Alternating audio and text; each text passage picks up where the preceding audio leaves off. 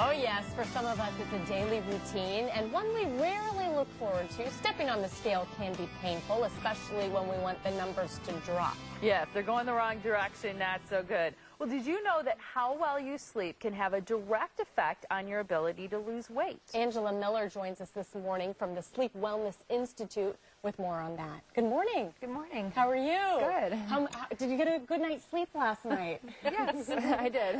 Fantastic. What does sleep have to do with losing weight?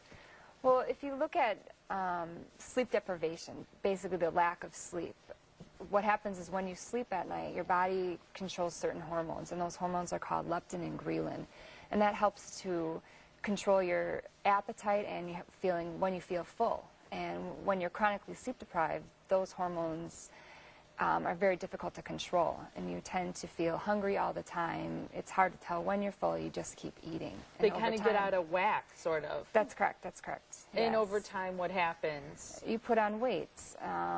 During the day, you feel more hungry, so you're going to go for the quick fix, the high-calorie foods, high fat, high sugar, and over time, that's going to add up.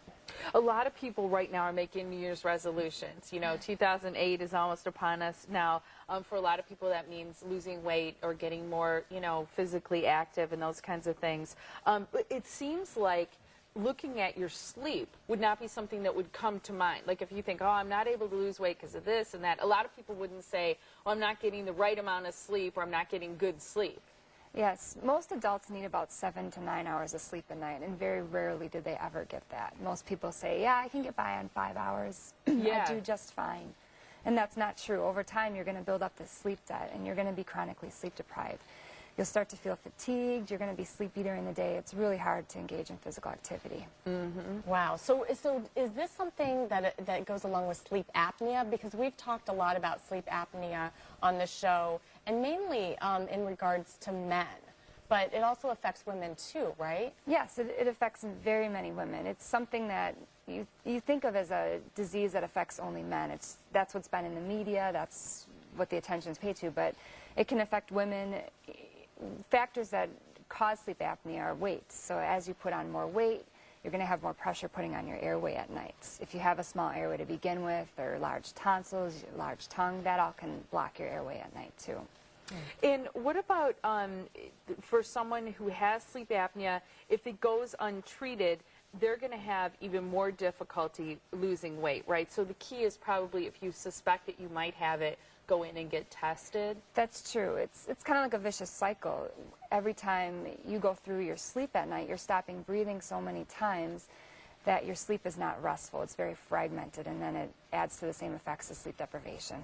Mm-hmm. Who would be the typical type of person that you see at the Sleep and Wellness Institute? Typically, weight is the issue. Someone who's overweight, especially if you tend to gain weight around your stomachs and around your necks, and that's what men typically do until you get to menopause, and then women start to gain weight in the same pattern. Mm-hmm. So that's our typical patient. And do you find that men, you say, it's like what comes first? Is it the weight gain and so they have sleep apnea, or do they have sleep apnea and that causes someone to gain weight? It could be either or. I mean, if you have someone who has a small airway and giant tonsils, they're going to be at higher risk for sleep apnea. They may start to put on weight. Or you have someone who starts to gain weight, that's putting pressure on their airway, causing sleep apnea.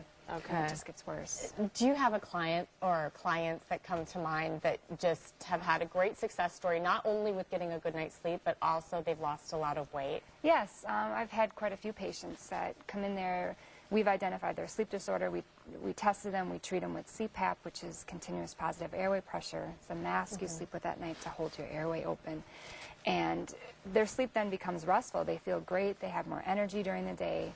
I had a couple patients where 6 months later I'll see them and they've lost 30, 40 pounds. Wow. Just because they're getting a good night's sleep. Yes. And that's incredible. They start walking again. They start exercising. Well, that's what I was going to ask you. You know, if someone has a restful sleep at night and they're maybe getting more hours of sleep at night, they're going to feel more like exercising because they're not so exhausted during the day. So that again is one of those what comes first kinds of things. Yep. But then they're probably more likely to exercise, right? Mm-hmm. Which also is good for probably sleep apnea and getting a good night's sleep. And is the treatment the same for men and women wearing the mask when they sleep? Is that the treatment? It's one of the best treatments. It treats any severity of sleep apnea.